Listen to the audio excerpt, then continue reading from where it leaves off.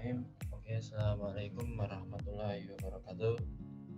Saya ingin memperkenalkan diri terlebih dahulu. Nama saya Ivian Surya Mahendra dengan NIM 100E100 190 194 dari kelas C mata kuliah Geografi Ekonomi.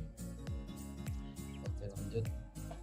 Ya, yang pertama kita membahas tentang lokasi industri. Lokasi industri yang sebagian besar berasal dari Jerman dari abad ke-19 termasuk di antara pilar geografi ekonomi untuk mengidentifikasi prinsip-prinsip ekonomi yang mendasari struktur spasial. Ahli geografi ahli teori lokasi industri berusaha mengembangkan kerangka kerja dapat digeneralisasikan yang akan menjelaskan mengapa kegiatan tertentu ditempatkan di mana mereka berada. Teori ini mengasumsikan perilaku rasional manusia ekonomi yang ingin memaksimalkan keuntungan ekonomi dan yang keputusannya tidak dipengaruhi oleh faktor sosial dan budaya. Asumsi ini memungkinkan para teoris untuk mengisolasi efek biaya transportasi dan tenaga kerja. Meskipun hasil dari model agak tidak realistis saat ini, premis dasar teori lokasi industri tetap dapat diterapkan secara luas dan relevan dengan pemahaman kita tentang konstruksi ekonomi ruang angkasa. Oke, selanjutnya sewa lokasi dan distribusi penggunaan lahan. Teori lokasi industri awal didasarkan pada prinsip-prinsip yang diartikulasikan oleh Van Thounen pada tahun 1826 yang mengembangkan model penggunaan lahan bahwa variasi penggunaan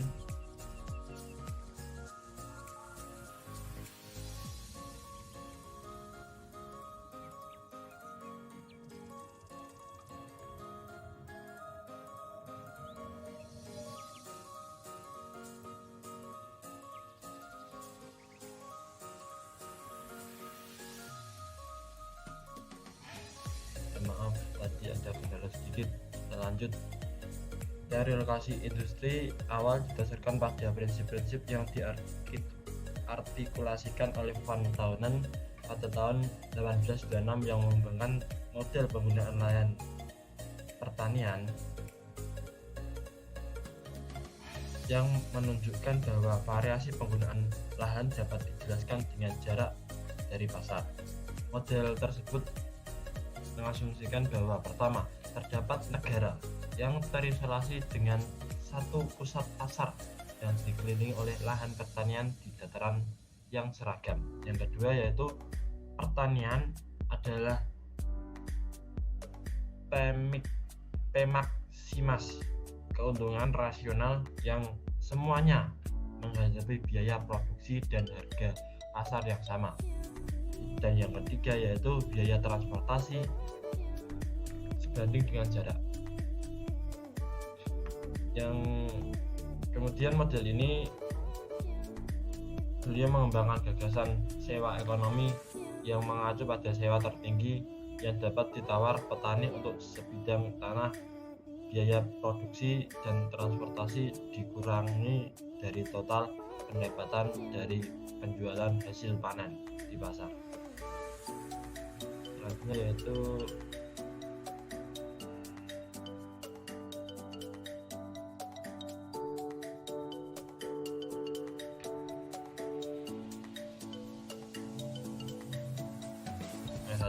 teori lokasi industri klasik yang digagas oleh Alfred Weber atau terkenal sebagai Max Weber, saudara dari sosiolog Jerman yang terkenal dalam geografi ekonomi. Sebagai bapak teori lokasi industri umum.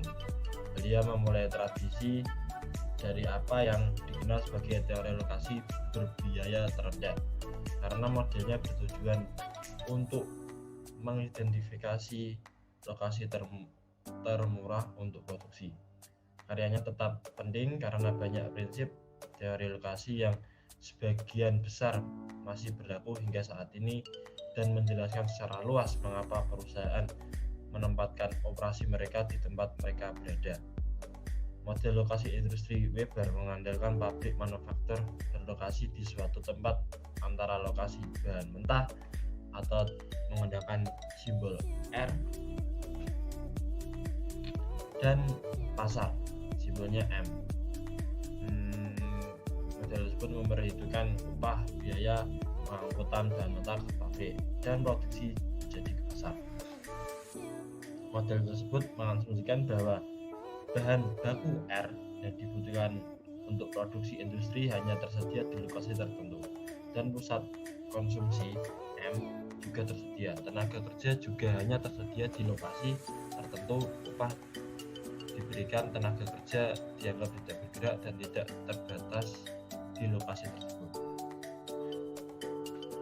Dia mengaku adanya aglomerasi ekonomi dan fisik ekonomi yang memasukkan faktor-faktor ke dalam analisisnya. Ekonomi aglomerasi dapat berasal dari berbagai sumber daya umum seperti kumpulan tenaga kerja khusus atau layanan tambahan.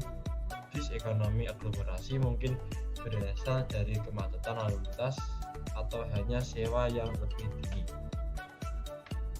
Di antara asumsi beliau yang paling bermasalah adalah bahwa permintaan dipertahankan konstan dan tenaga kerja dianggap tidak bergerak.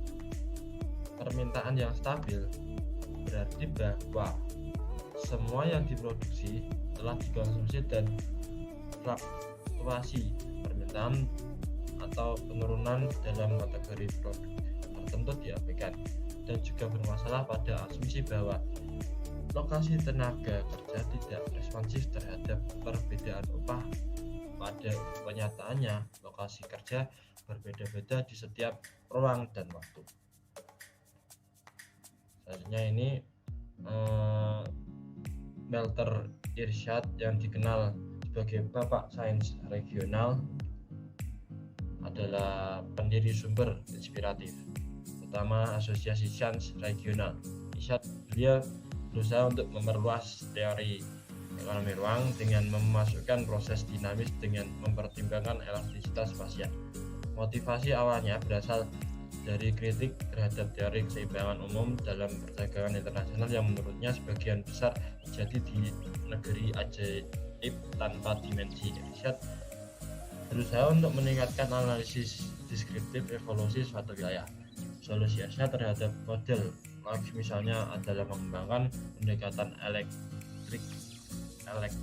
yang sebagian bergantung pada kerangka kerja tunan Lawsonian Weberian, sementara sedikit yang akan membantah pentingnya karya Irsyad. Ia juga secara luas dikritik karena menggunakan model Lawsonian yang sangat tidak realistis sehingga titik tolak untuk memaksakan asumsi yang membatasi seperti tidak adanya ekonomi skala. Pada akhirnya batasan teknik menjadi batasan kemajuan teoritis dalam teori lokasi industri.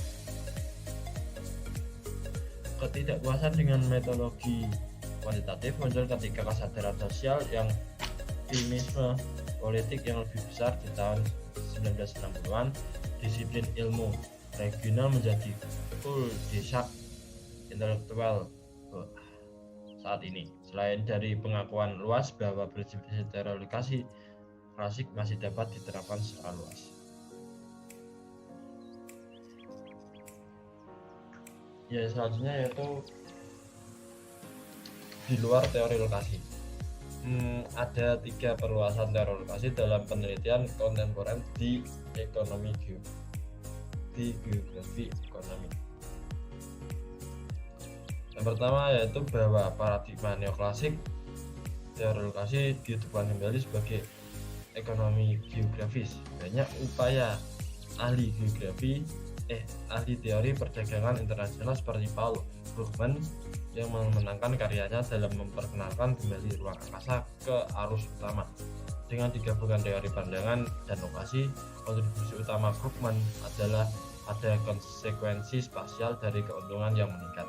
Yang kedua yaitu restrukturisasi ekonomi besar-besaran pada tahun 1990-an yang paling mendalam dialami di Amerika Serikat dan Inggris, mendorong minat dalam pendekatan struktural. Untuk studi lokasi, restrukturisasi sebagian besar dilihat sebagai kritis kapitalisme dan bersama dengan teori pembangunan struktural yang dikembangkan oleh Frank dan Wallerstein. Paradigma struktural semakin diadopsi untuk memahami pertumbuhan dan penurunan regional yang luas. 3. Ahli geografi ekonomi bersama dengan peneliti dari bisnis manajemen telah melakukan berbagai studi yang berusaha untuk memahami pola investasi langsung asing atau FDI dan pilihan lokasi perusahaan multinasional atau MNES menggunakan teori bisnis internasional, kelembagaan ekonomi, dan perilaku organisasi termasuk divisi perburuan internasional, siklus hidup produk. Studi-studi ini menunjukkan minat kontemporer pada geografi penciptaan lapangan kerja yang tidak merata dan tidak merata secara subnasional maupun internasional. Sekian dari saya, semoga kita dalam keadaan sehat selalu dan bisa berkumpul lagi pada kuliah offline. Sekian dari saya.